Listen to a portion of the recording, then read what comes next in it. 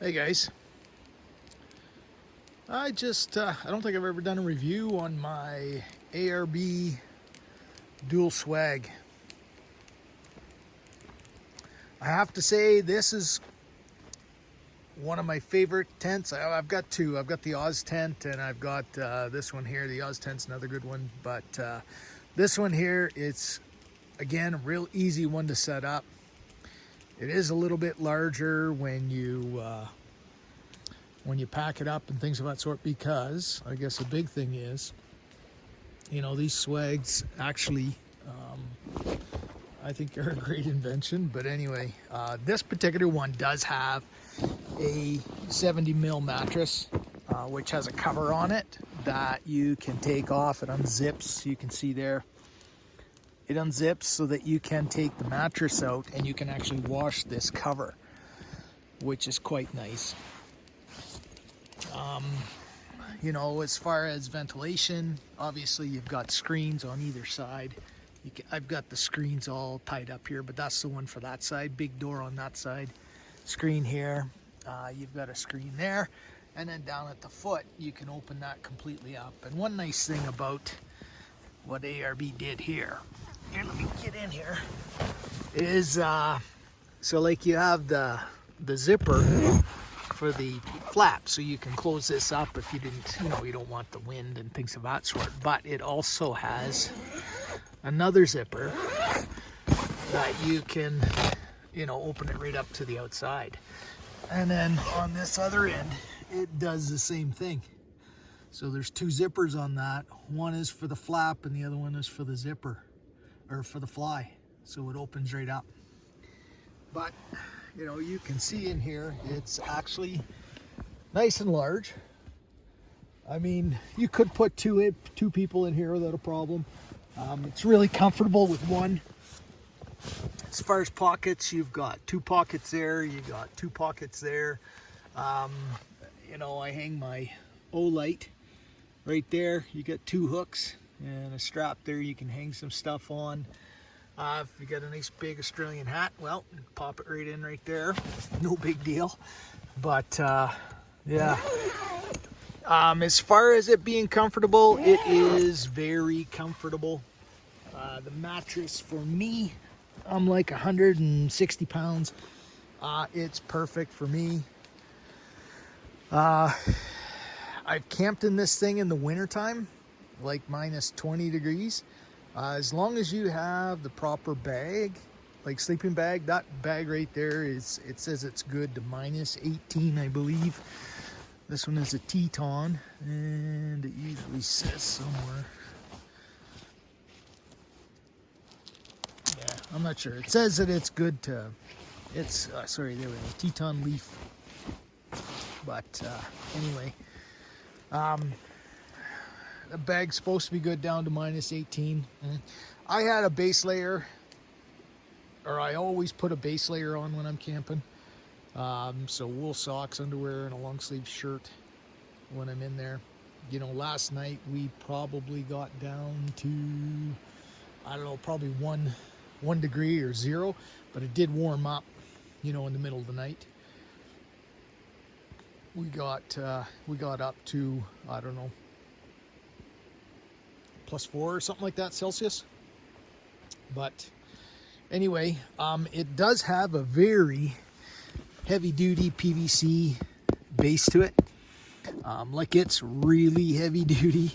One thing that I do find being in here in the Canadian climate, and when it gets cold, is that if that thing is really cold, like below 0, it doesn't roll very well.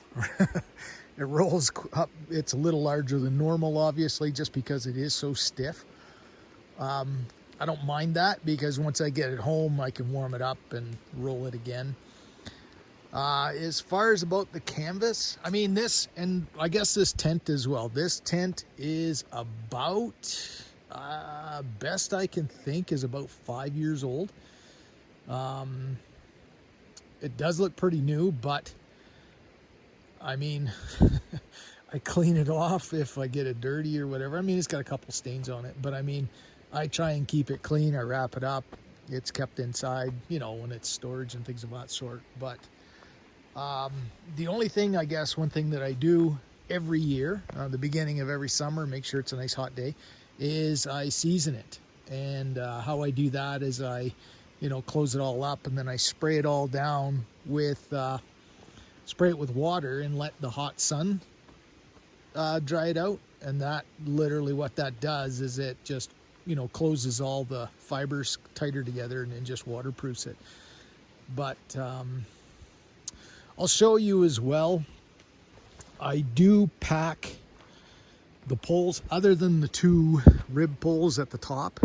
I pack all these poles, so I literally leave them right there. I just fold them up, put them inside, and away you go. I've never had any issue that way. I kind of like them that way as well. Just a little bit quicker when setting things up. But, you know, the mesh is really good. You don't get any bugs through that. That's like super good. One thing I am going to do, I do have a diesel heater. I just have to put it all together. And because this foot here opens up completely, I can put the pipe, the hot air pipe, through there to heat the whole thing, and then I'll have the thermostat inside as well. But I'll get that together. You know, we're getting into the fall season here now, where a fire is required. Here, let's get coffee.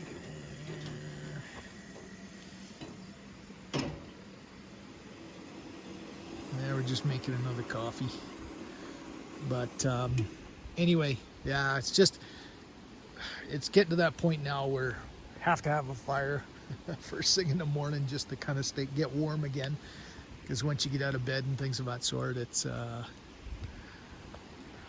but anyway, yeah. Got off topic there. But anyway, I'll show you again when I roll this up. Everything has to roll down to this end here because that's where your clips are, right there. So I'll start at the head and then roll it in. Always they give you a nice big bag for the poles and stuff, and then stakes. The stakes they give you are okay. I've got a couple of stakes from the other tent. They're much bigger and thicker and go into rocky ground, I guess, a little bit better. But you do not have to stake this tent out. It is a self-standing tent. The only reason I did is to try to get that window open a little bit, just so that I had some circulation there last night. But, you know, as you can see, I've got the top guides, and I've got those nice and tight, which actually makes, you know, the tent itself very, very tight. So if you ever did get a rain, it sheds off even better. But anyway, yeah. No, I really like this. I like all the designs they did, like even just little things like this, like put a rib on the inside, like on your flap. So your zipper zips in here. You get the overlay. But here's a rib here that just makes sure that the water drains down on the outside of the door, as opposed to, you know, running down in through by the zipper and stuff. You can probably see on this one a little bit better. But you can see right there. So the water would just run down that way.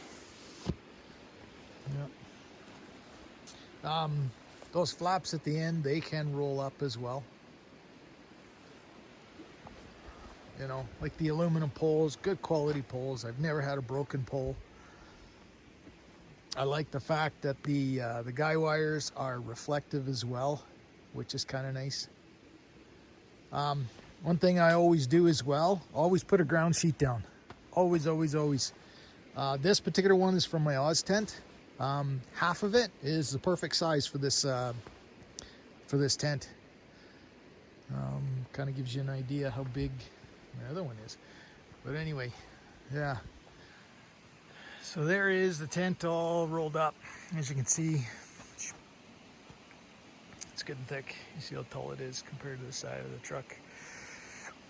That'll give you an idea though. So it's not a backpacking tent by any means.